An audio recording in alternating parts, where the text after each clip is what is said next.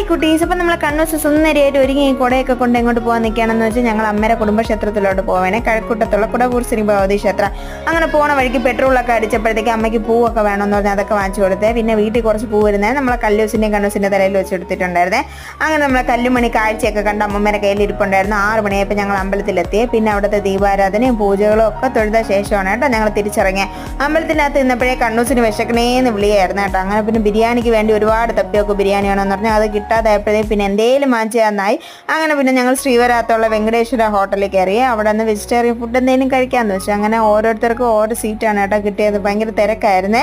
അവസാനം കണ്ണൂസ് ചപ്പാത്തി ഉള്ളിയും കൂടെ കഴിച്ചു കേട്ടോ. ഞാൻ ഒരു നെയ് റോസ്റ്റും ഓണിയും ഒത്തപ്പം പിന്നെ ഞങ്ങൾ സാമ്പാർ വടയും കോഫിയും അങ്ങനെ ഓരോരുത്തരും ഓരോന്നാണേ വാങ്ങിച്ച് കഴിച്ചു. അതൊക്കെ കഴിച്ച് കഴിഞ്ഞ് ചേട്ടനുള്ള പാഴ്സലും വാങ്ങിച്ച് ഞങ്ങൾ നേരെ തിരിച്ച് വീട്ടിലോട്ട് പോയേ.